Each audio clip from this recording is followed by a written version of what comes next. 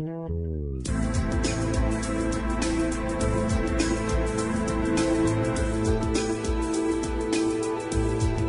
I'm Terrence McNally, and welcome to today's podcast.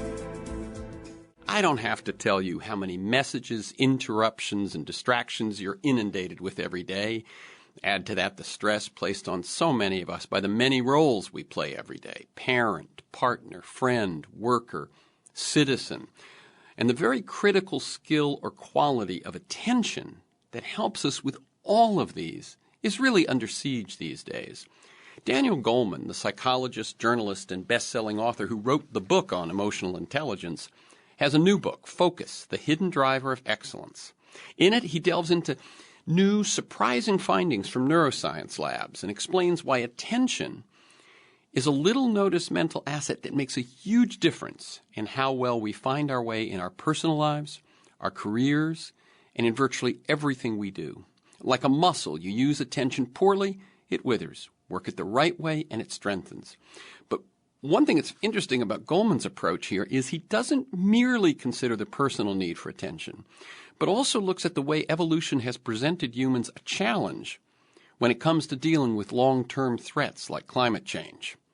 We're going to talk about all of that when he joins me in a couple of moments. On Freeform, as you know, we explore the lives and the work and the ideas of individuals that I suspect have pieces of the puzzle of a world that just might work. We look at new, innovative, and provocative approaches to business, environment, health, science, politics, culture, media, all based on the fact that I believe we can do better, and I want to find out how. Daniel Goleman is a psychologist who reported on the brain and behavioral sciences for the New York Times for many years. His 1995 book, Emotional Intelligence, was on the New York Times bestseller list for a year and a half, with more than 5 million copies in print worldwide in 40 languages. He's co-founder of the Collaborative for Academic, Social, and Emotional Learning, originally at the Yale Child Study Center, now at the University of Illinois at Chicago. He also currently co-directs the Consortium for Research on Emotional Intelligence in Organizations at Rutgers.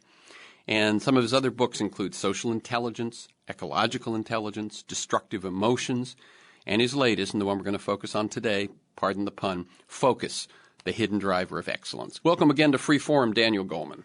Thanks, Terrence. It's always a pleasure to join you. Thank you. Thank you. Now, I'd like listeners to get a feel behind the people, behind the ideas and the work that we talk about. And so I gave that brief bio, a couple of highlights. But can you tell us, in your own words, a bit about your personal path to the work that you find yourself doing today? And feel free to mention mentors, turning points, moments of decision, that sort of thing. Well, it's funny you should bring it up, Terrence. I just started to write a kind of a memoir of my journey into all of this. And by all of this, I mean the applications of a trained attention, or the possibilities that open up to us with viewing the mind and attention as a muscle that can be developed. I started when I was a graduate student in clinical psychology. I had a traveling fellowship to India, and I studied different kinds of meditation. Meditation, in essence, is the retraining of attention.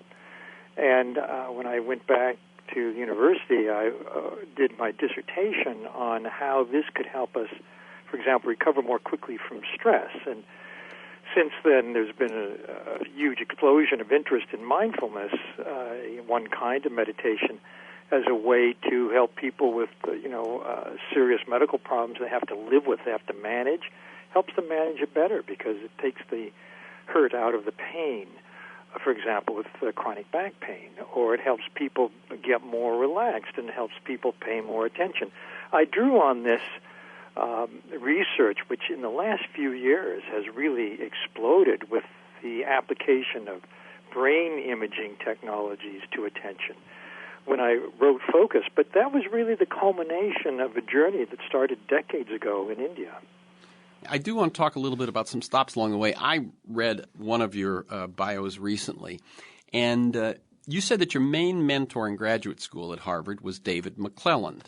In fact, you and I, as we know, have met in one of his classes. I was an undergrad taking one of his grad classes. You were one of his graduate students, and I remember taking courses and doing weekend workshops and so on. Now, we don't hear his name much these days. Could you tell people, Who was David McClellan, and what were his major contributions? And one thing I will say, just before to set that up, it seems to me that if he were doing the work he did in the late 60s today, he would be all over the media. It's absolutely true. David was a fascinating psychologist, very open-minded, very innovative, and his specialty, his expertise, and what would make him fabulously popular today was his analysis of the drive to achieve, what made people successful entrepreneurs. In fact, he spent years in places like Ethiopia and India training people to think like successful entrepreneurs, and found out that it actually helped them do better in business. And, if this were happening in Silicon Valley today, he'd be on TED every other week. Exactly. He would be one of the top TED Talks. Exactly. And David was also, and this is less known, had a very strong spiritual dimension. His wife, Mary McClellan, was from a very strong Quaker family in Philadelphia, and he became a Quaker. But then he became very interested in other forms of meditation. And, for me, he was kind of a front man. He fronted for me on that traveling fellowship to India, where all I did really was study meditation, but I needed, a faculty sign-off. He was happy to do it. Interesting side note, it was McClellan who hired and fired Leary and Albert during their stay at Harvard. That was several years before I got there. But they had been in the same program that I was in, which David was a mainstay of. David was very, very well known and respected in the psychology of his time. But, that kind of fame has a very short half-life. Yeah, and also he didn't, and I think it's because not that many did at that time, he didn't write the popular versions of his academic work, which now is a huge field. And I'm talking not about the Malcolm Gladwells and those sorts of folks who popularize, or even the work that you're doing, but the first-hand folks like Pinker, who now put out best-selling books. That wasn't so much the case when David was doing his work. Well, in fact, I have some personal testimony about that. When I went from teaching at Harvard to journalism, in the 80s, people in academia thought it was, practically an act of treason. What's a nice guy like you doing in a place like this? How could you squander your education on journalism? Science journalism, as we know it today, just did not exist. It was very rudimentary. I was one of the first to take that up as a field. And what happened, I'd write an article once I was at the New York Times, say, about a psychologist and his work. The next week he'd have a book offer for $100,000, a huge amount in those days, particularly for an academic. And academics started to realize that there was a very large hunger and interest in the general public for the implications for their lives of the work they were doing. And in fact, every grant for research has as a stipulation that you disseminate the findings. That had been taken to mean you just write an obscure journal article. But now it's been expanded to, for many psychologists like Pinker, to mean, well, explain what's important about your findings to the general public, to the public at large, who's actually paying for the research through the government. And now that's quite commonplace, but when I started doing it, it was a little bit scandalous. Yeah, I know. I had years and years ago when I interviewed the woman who wrote You Just Don't Understand, and I just blanked on her name, but that book was like Your Emotional Intelligence. Differences in language. Yeah, exactly. But she had written 2 academic texts, and was that same thing when she finally wrote one that became, like Your Emotional Intelligence, a year-and-a-half bestseller on the New York Times list. She had to go through that same thing of that you've left the faith, sort of. You've gone outside the monastery. You've fallen. Well, yes, she said that because her book, I think it was called You Just Don't Understand. That's right. Was in that first wave of academic-based psychologists writing a book everybody could understand, and people loved it. But still, the culture of academia takes a long time to change, and it's taken, I think, a generational shift for it now to be rather commonplace. Exactly. This is Free Forum. I'm Terrence McNally. I'm speaking with Daniel Goleman, psychologist, former science journalist at the New York Times, and best-selling author of Emotional Intelligence. And we're going to talk about his new book, Focus, The Hidden Driver of Excellence. And you can learn more at danielgoleman.info. Remember that it's .info, and Daniel Goleman, one word, is DANIEL, GOLEMAN. Okay, let me ask you one other thing. You mentioned that your doctoral research was on meditation as an intervention in stress arousal. Now, I assume this also was very much ahead of its time. What went into you thinking you could do that? How was it received? That sort of thing, because I just want to get people a sense of how this field has evolved. Well, it wasn't a popular topic. In fact, it was looked askance at that you would bother with or take serious interest in something like meditation. It wasn't on the map in psychology at all. I was lucky in that Herbert Benson, who was at the medical school at Harvard, had just published some work on TM and blood pressure. He was a cardiologist. That somewhat legitimized the topic. He was on my dissertation committee, but there were people in my department who thought this was absolutely not just off the map, but a complete waste of time. Right. Why aren't you doing good Western stuff? Well, why are you doing the kind of research I do, really, is what they were thinking. Why exactly? Why aren't you doing what I do? Yeah. So now let's pull up. So you've talked a bit about your time at the Times, and then you write Emotional Intelligence. How did that book happen? Well, I'd been writing about a whole wave of new findings on the brain and emotions, and I came upon a very obscure article, so obscure it was in a journal that no longer exists, and the article was called Emotional Intelligence. It was by a guy I knew, Peter Salovey, who now is the president of Yale University. Then he was a junior faculty at Yale, and one of his graduate students, Jack Mayer, and I was rather electrified by the term because it seemed like an oxymoron, emotions and intelligence together. But I realized it means being intelligent about emotion, and I used that concept as a frame for a book which wasn't just about the idea of emotional intelligence, but also included, for instance, a lot of brain research. It allowed me to integrate that, as well as implications, particularly for education, and also a short chapter on managing with heart.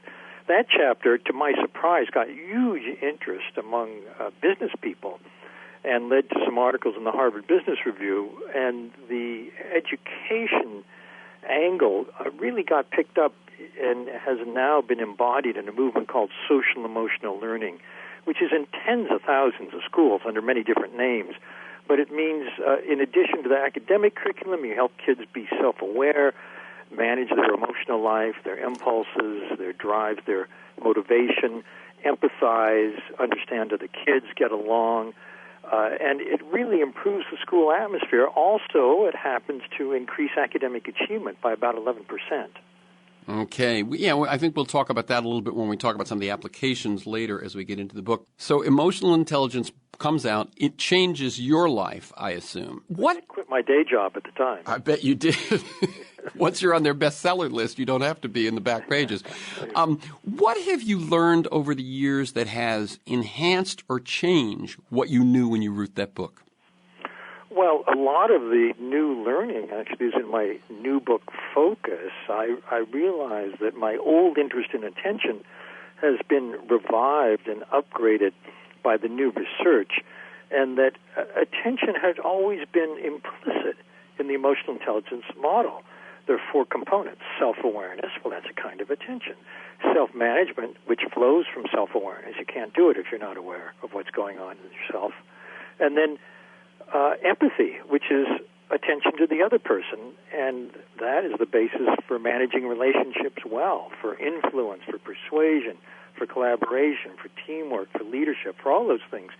And so in Focus, I've redrawn and reconceptualized the emotional intelligence model in terms of an inner focus, which is that self-awareness, and an other focus, empathy, and drawn in a lot of the new research on attention and how it helps us understand more deeply what these abilities involve.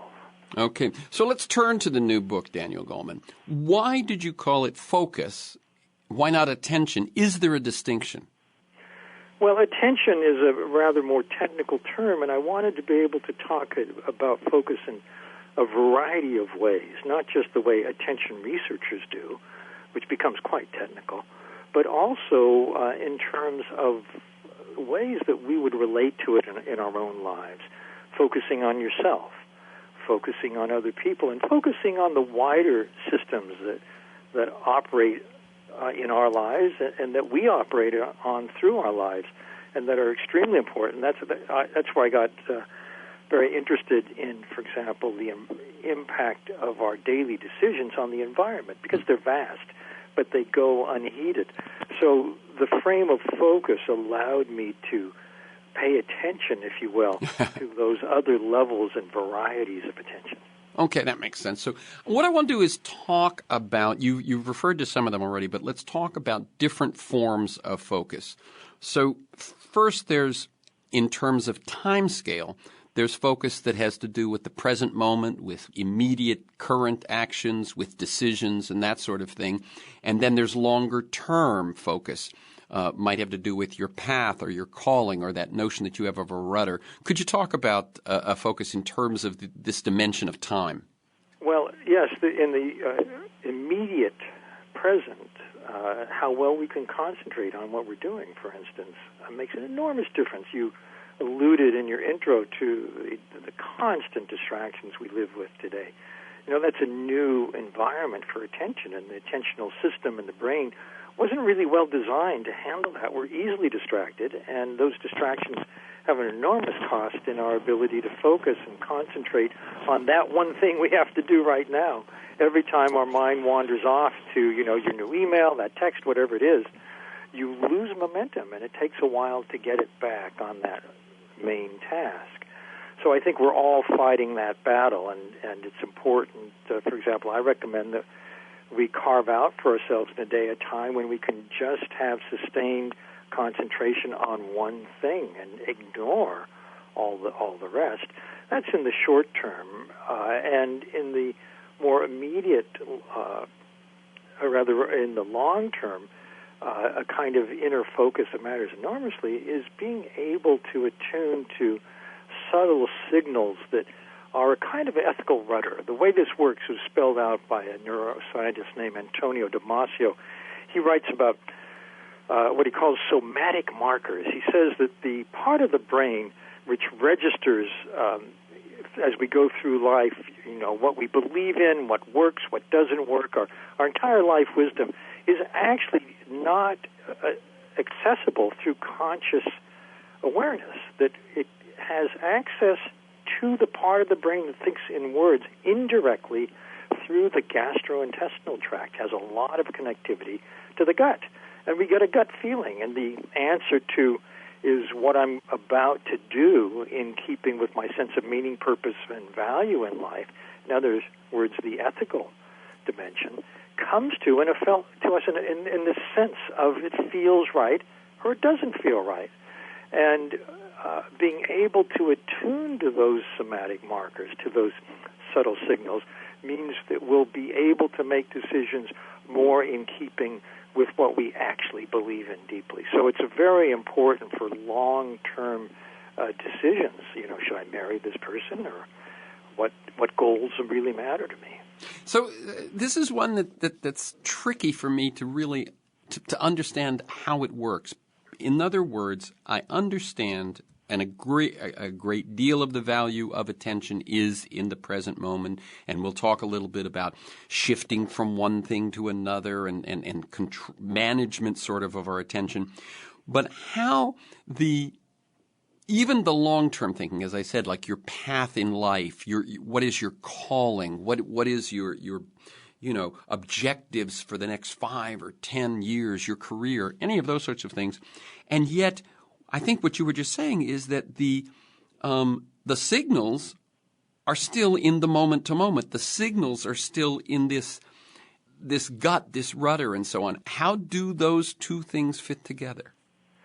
Well, I think that those signals of what's right and what's wrong are important for the kinds of questions you're talking about, questions of meaning, questions of purpose, because there are no objective right and wrong answers to that. It's not like you could look it up on Google. That's right. The only answer is in your internal rudder.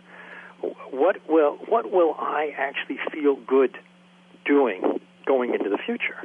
And you get a little preview of that with these gut signals in the present. So it gives you a reading, a barometer of how I will be if I make this choice. So the present actually gives you a taste of the future.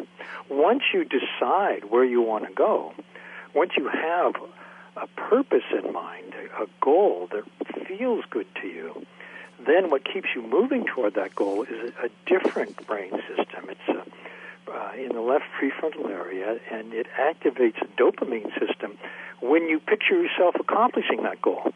And it's being able to access that keeps us going toward that goal despite, the obstacles and all the frustrations and so on.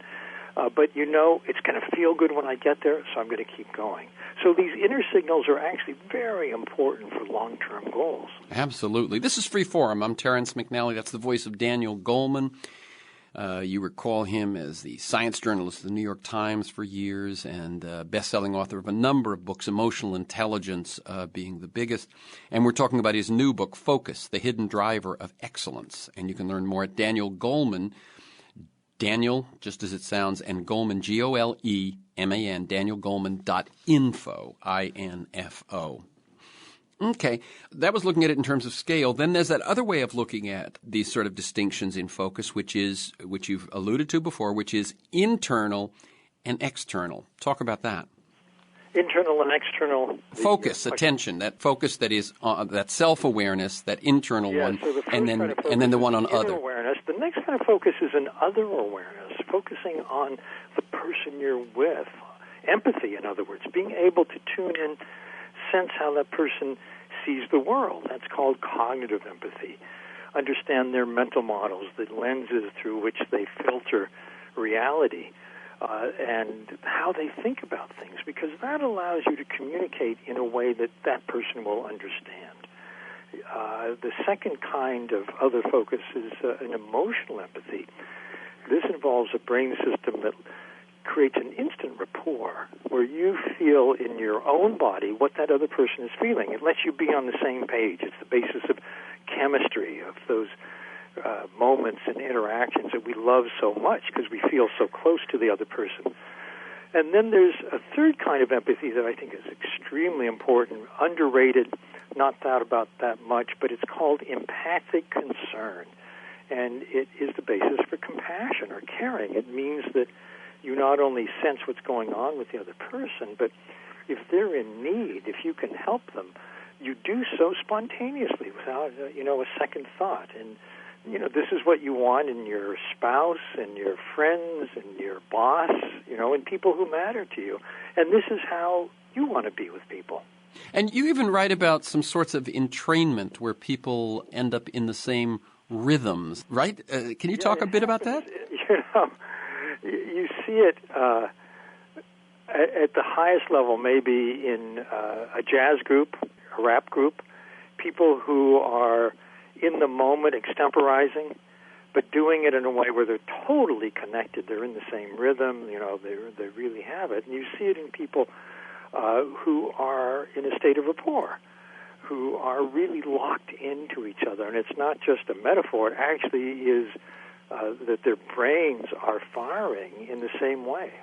Yeah, I think you talk about new lovers can be I think you have a place there where someone talks about how a woman was picking up on these cues, and she could tell that her professor and one of his students must be having an affair just by the rhythm that they'd entrained in. Well, yeah, she put it more vividly. She said, when he'd wiggle, she'd wiggle. In other words, their bodies were mimicking each other in a completely unconscious way. She happened to be super sensitive and able to pick up those cues, which got her in trouble in other ways. Right. She didn't manage it well, but that's a story I tell in the book. Yeah. So how much of the research that you have in focus is new? And let me ask that two ways. In other words, it's pretty new if it's in the last 10 or 15 years. It means that whatever someone was taught in college about this stuff 20, 30 years ago has been updated. And then there's new like in the last year or two. How much of what you're writing about in this book is new? I was surprised. Almost all of it is within the last couple of years. Wow. Last 2 or 3 years. There's been this explosion, this steep rise in the amount of research in this area. And I think it's because of the emergence of brain imaging and the access of cognitive science to brain imaging machinery. And so all of a sudden, people who had to use very indirect methods to study attention are watching what's going on in the brain right now while the person is concentrating or daydreaming and so on. So it's, in a way, it's a whole new science.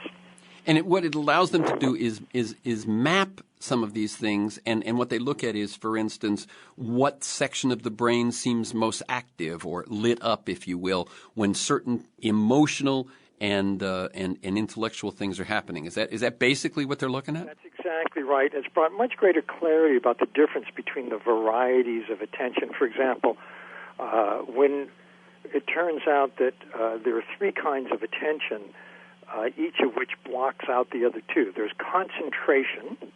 That's when we're getting, we're totally focused on what we want to look at. There's mind wandering, which includes distractions and interruptions. If our mind is wandering, it kills concentration. If we're fully concentrated, there's no mind wandering. And then the third one is very interesting. It's full sensory awareness. If we're just out in nature, we're at the beach, and just feeling the breeze and smelling the water and just immersed in the sensory world of our immediate present, our mind's not wandering, and we're not concentrated in the sense of task focus. It's a different brain circuit altogether. That is fascinating. That something as open, that something that open could, even though it is open, close down the others. That's right. It's in a way, it's a kind of absorption, yeah. But it's not a concentrated absorption. Can you talk here, because I think this goes right into it, about flow and how flow is Mihai Csikszentmihalyi's. I once called it a theory, Daniel, and he corrected me. He said this is not a. I think he's down at the Claremont colleges now. That's right, but he said this is based on 35 years of observation. It's not a theory, but whatever. A lot of data. Yeah, in flow, we are absolutely absorbed in what we're doing, whatever it is. It could be brain surgery, it could be a chess game, it could be a ballet, but our mind is fully 100% focused on the present and the now. And as he's found, it's a state where people outdo themselves. We're at our best when we're concentrated. It turns out, actually, a study I cited, that if you test levels of concentration in athletes, it predicts fairly well how well they perform in the coming season. The ability to bring our full awareness to whatever we're doing is absolutely crucial to being able to marshal our best talents. Yeah, it's interesting because we hear coaches and we hear players in those after the game interviews and so on say, we'll say at this point it's all mental, but what you're saying is it really is. In other words, the relative skill at the Olympics or the NBA is fairly close. And it's that ability that a Michael Jordan has or a Kobe Bryant that separates them even as much or more than their talent. The very best players are calm, cool, and concentrated. And it's actually a tactic in the mental game to trash talk and try to upset your opponent because they're going to lose concentration. So, unfortunately, I think that tacitly encourages people being at their worst in a game in order to upset someone else so that they lose that focus. Yeah. That's the underside of the game. Right. Okay. One other last thing I want to get in sort of laying out this foundation is that attention, and we're going to get into it also when we talk about systems thinking, but we look at it now and we go, well, how did that serve us in evolution? Why did we evolve to do this? And one thing I would like you to mention is how humans, in this regard, differ, for as far as we know, from almost all or all other creatures, and then the role of evolution in the way attention works today. Well, humans are quite unique in having a set of brain cells that are super quick, that are part of the attentional circuitry. And these brain cells are particularly important in empathy, for example. But our attentional circuitry is very tied to the workings of the emotional brain. The emotional systems were actually designed to help us survive in evolution. Strong emotions like fear or anger are designed to hijack attention so that we focus on the thing that's an emergency now and we deal with it. And when we do that, the emotional circuitry also flips the hierarchy on our memory system so that we remember whatever is relevant to the task and the emergency and threat at hand. Usually, classically, in evolution, this was a predator. And so we're very well attuned to, the snarling dog, the screech of brakes, the whatever sound. Siren. An immediate threat, sirens. Here's the problem. Today, the real threat is quite invisible to us.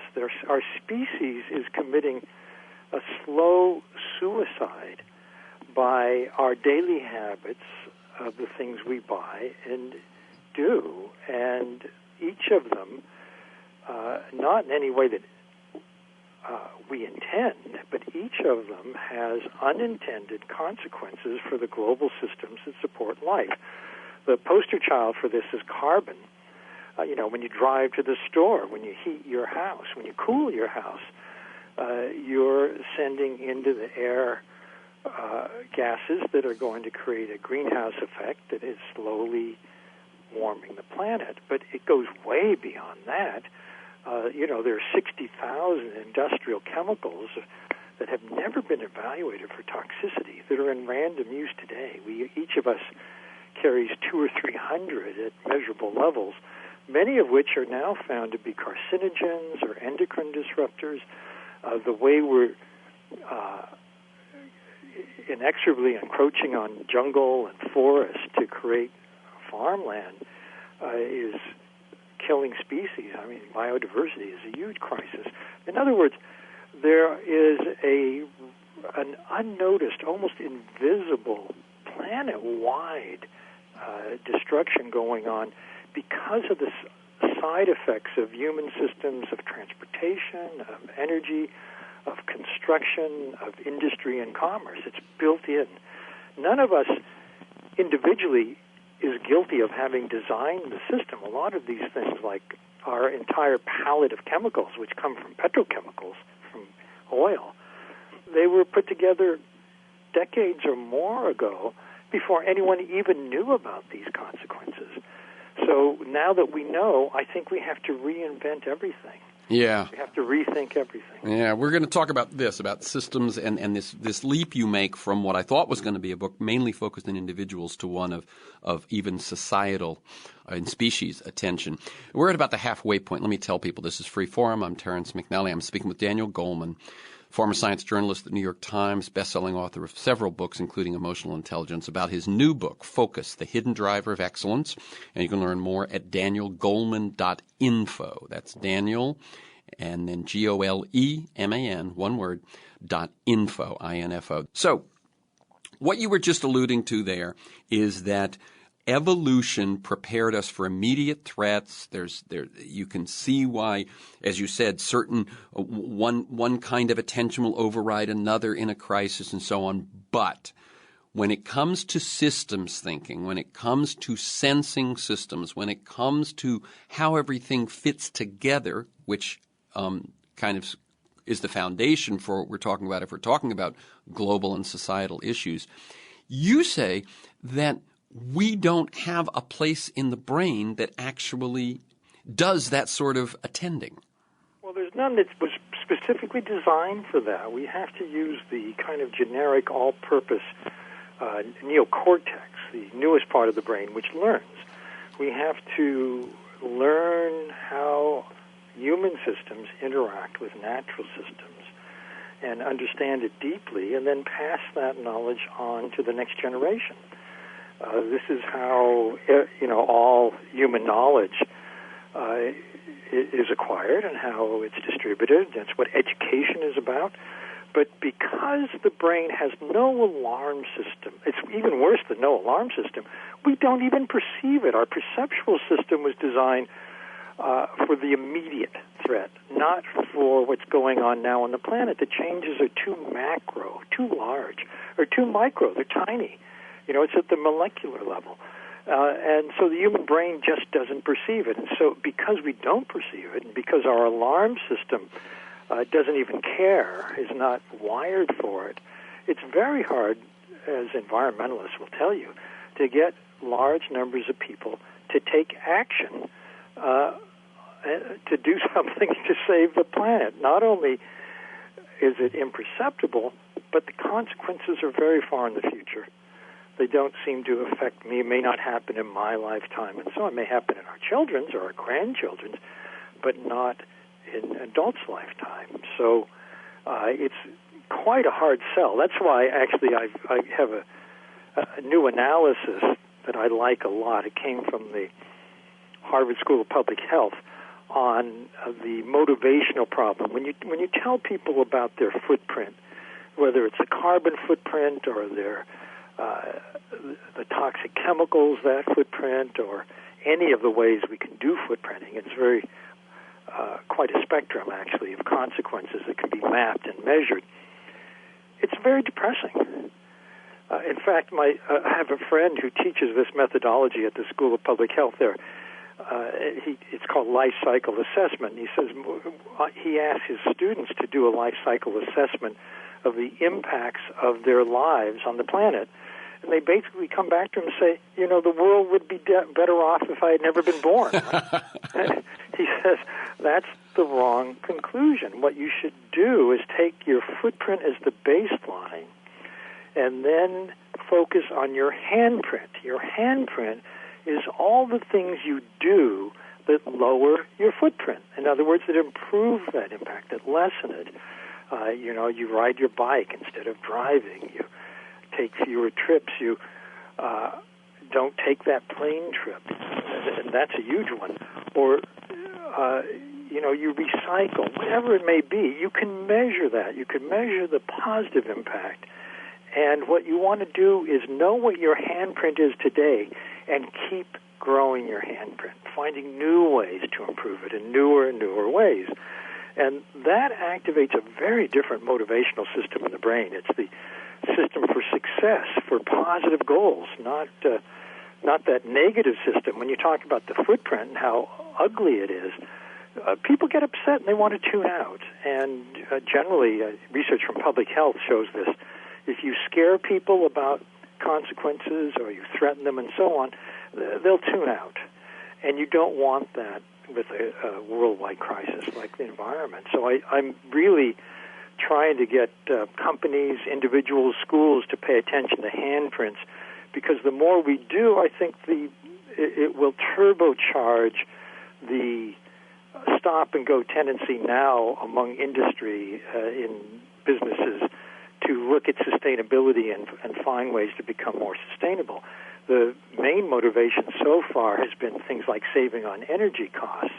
It looks good on the bottom line, but where we need to go is to, as I said, reinvent everything. There were two undergrads at Rensselaer Polytech in upstate New York, had an assignment to come up with a new invention.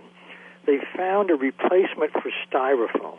Styrofoam is a very ugly product. It's made out of oil, and it never dies. It just floats. And, there's a huge circular vortex in the middle of the Pacific of plastics and styrofoam and stuff that it tends to go to the middle of large bodies of water, of oceans, and kill fish.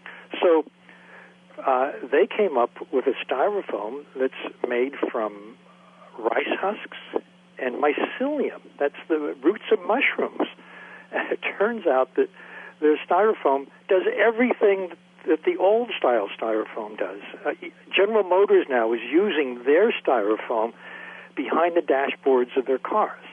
Who knew there was styrofoam behind the dashboards of cars? But still, this is really a model. It's called biomimicry. It's using nature's way to get done the things we need to do instead of imposing on nature a way of doing things at great cost. Yeah, no, I've done several shows on biomimicry with Janine Benyus and with others and so on. And for those who this concept is new to, it goes back to something you said a little bit earlier, Daniel, when you said that many of these systems, our construction system, our transportation system, our energy system and so on, was designed or emerged, who knows how designed it was, but it emerged at a time when the consequences were either not apparent or we didn't know what they would be, and so now we have to change. What Janine points out is that almost everything in our processes calls for beating, heating, or treating. That is, you have to use enormous pressure, enormous heat, or very intense solvents and that sort of thing to make chemical reactions happen. Well, nature, of course, in most of its stuff does none of these things and yet comes up with, whether it's the ceramic in an abalone shell or the tensile strength of a spider web and so on, and that we had perhaps the luxury of designing things the way we did before, without looking at how nature did them. But at this point, that's the big redesign that I see has to happen, is we have to say, well, if nature accomplishes it without those three processes which produce most of the side effects, most of the pollution and so on, how can we begin to do the same thing? It's huge. And are you familiar with the book New World, New Mind by Ehrlich and Ornstein?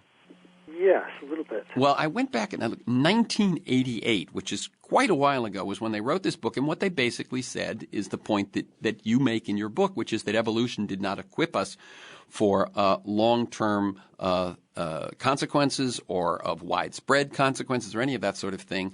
And that what we needed, we couldn't wait for evolution to catch up. We needed conscious evolution, and that's their solution. What I see in what you're talking about with the footprint and the handprint and with some of the other things is finally not just, the solution is conscious evolution, but some actual methods and tools that can actually help us do that. Would you speak to that just a bit?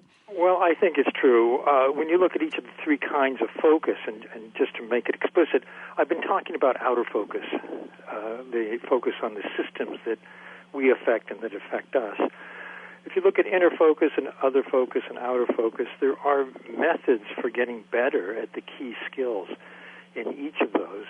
And to go back to my earliest interest, meditation is training in attention. And in managing attention, and it's actually a direct workout for this mental muscle. There was some research done at Emory which showed that if you look at a meditator's mind, you'll see a basic repetition. It goes like this. You focus in one way or on one thing, your mind wanders, you notice it wandered, and you bring it back. That is, in the mental gym, exactly equivalent to reps with weights in the fitness center. Every time you do that, you strengthen the circuitry for paying attention. And this means that there's a method for enhancing that inner awareness, and not just in a kind of anecdotal way, but in a very brass tacks. We're going to thicken the circuitry, make it more active, make it stronger, make you better able to hold your attention where you want it and how you want it. When it comes to that outer awareness, I think that, for example, focusing on the handprint and getting smarter about how we spread the information, not only making impacts transparent. We have a methodology for that. I mentioned it before, life cycle assessment. It's used routinely now in industry, but the data is kept proprietary. Mm-hmm. Companies will do a life cycle assessment of a product. They want to see what they can do to save a little money.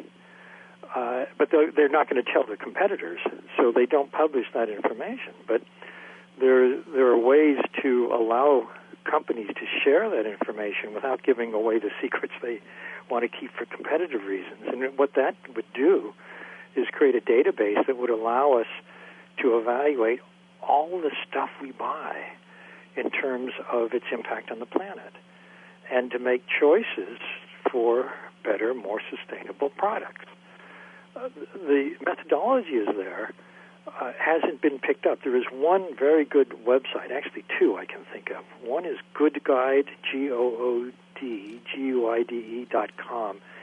It uses LCA methodology to evaluate tens of thousands of consumer products. It's now owned by Underwriters Laboratory, not for profit, and it's very useful if you really care about how your buying decisions matter. Another is called Skin Deep. It rates the toxicity of tens of thousands of personal care products like lipstick, toothpaste, eyegloss, and so on, and ranks them according by track. There might be 50 ingredients in your shampoo. You never heard of 49 of them. And it looks in medical databases to see if they're known to be carcinogens or endocrine disruptors or so on, and rates the toxicity level of competing products so you can make smarter decisions for yourself. Well, why don't we have that for everything, and why isn't it immediately apparent to us as we're buying it? That would be the ideal. In order to make that happen, I think it would be incumbent on us to educate our kids so they thought in terms of systems from the get-go. This wasn't some exotic thing. It was embedded in their math, in every subject. And it can be. By the way, there's some schools now that are doing this very successfully. And not only systems thinking, but using this kind of data to come up with your own footprint, with your handprint, and growing your handprint. Schools can compete on their handprint, not just football. I mean, that's a kind of utopian vision, but I'd love to see it happen. Yeah, let me just mention a couple of things. One, when we're talking about life cycle analysis, what Daniel's referring to says that not only is it the obvious, in other words, the obvious thing of how much waste will happen if I throw this into a landfill or so on, but by life cycle analysis, how much energy did it take in the manufacture, how much waste was there in the manufacture, taking it from pulling stuff out of the ground that might go into it to ultimately either recycling it or discarding it. And when you talk about life cycle analysis, it's looking at all of those contributors, the transportation, the energy, the water, and so on, that might not be obvious. And what you're talking... Two quick examples. Yeah. If you recycle the plastic container that your yogurt came in, you remediate 5% of the carbon from that. Most of it is out of sight. It's on farms. It's in the trucking that moved the milk and the yogurt and so on through its life cycle, and it's cows that are eating the wrong kind of feed and so have a lot of methane that they're putting out, which is an even worse greenhouse gas than carbon dioxide. The other example is a glass, like a glass jar. Through an LCA lens, that has almost 2,000 discrete steps. Several of them have to do with a caustic soda that you added to a mix of chemicals and sand before you heated it for 24 hours at a very high temperature. Well, heating it at a very high temperature, of course, is a terrible output of, probably the biggest output of carbon. But each of those steps can be analyzed for a spectrum of consequences way beyond carbon, particulates, what gases were emitted or what chemicals were involved and got into air, water, and soil at each one of those steps. So you can even calculate what's called a DALY. A DALY is a disability-adjusted life year, which means when someone in that factory was exposed to that heating process and the off-gassing during it, how did that impact their health, and how much of a year will they be disabled eventually because of that exposure? I mean, it gets very, very specific. And so we can have a huge amount of data about just a common object like a glass. Right now, we have zero. Okay, I think that's Daniel Goleman. We're talking about his new book, Focus, The Hidden Driver of Excellence. What I'd love you to talk about right now is some of the wonderful work being done in education. Some of it has to do with educating kids with systems thinking, as you said, in the handprint, but some of it has to do with mindfulness. Some of it has to do with empathy, just some of the things that are going on that actually takes what we're learning and turns it into something which may make this next generation more able, where their focus comes into play.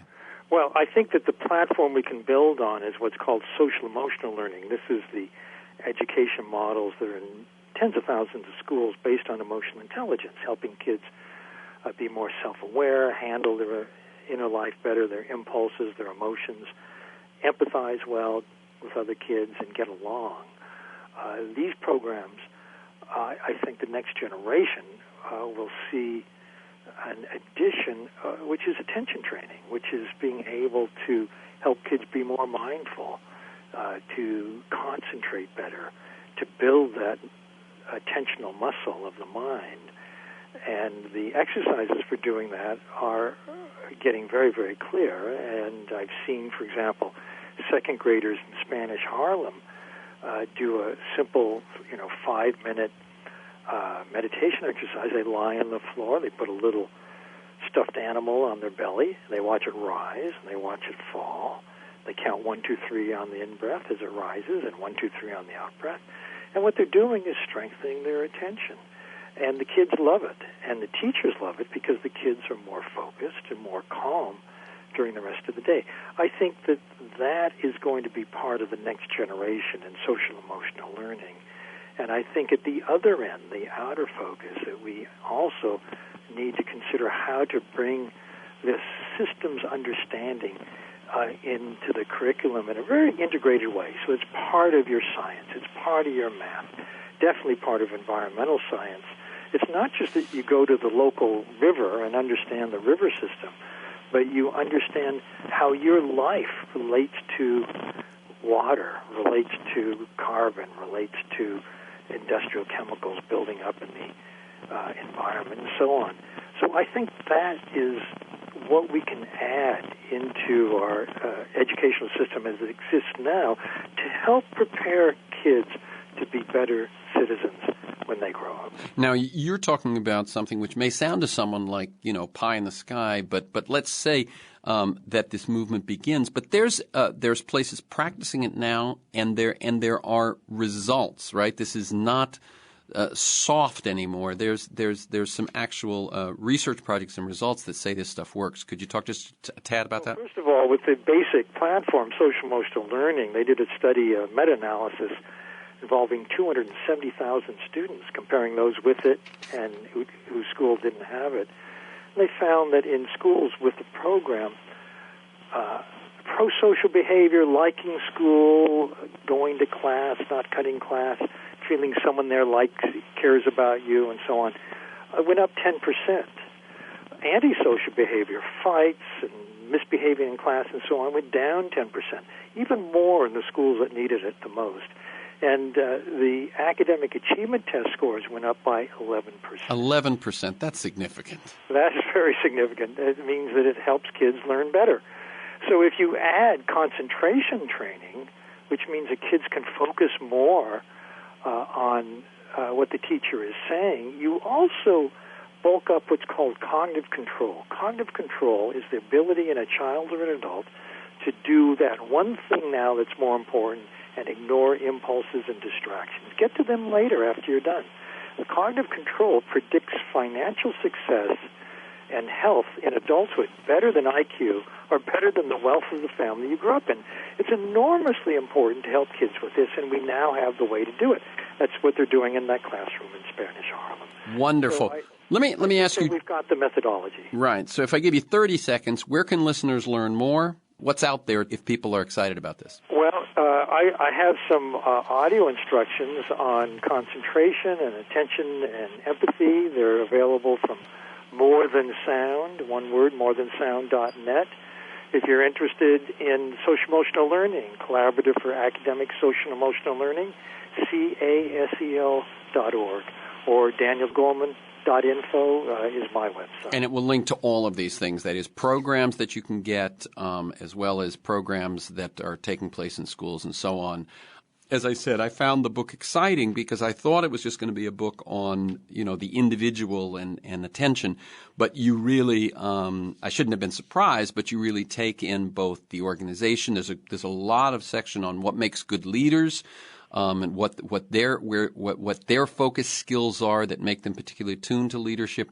And then, as we said, as we talked about a lot in this conversation, the whole broad spectrum of how society, what a society pays attention to, and what that all means. So the book is Focus, The Hidden Driver of Excellence. You can learn more at danielgoleman.info.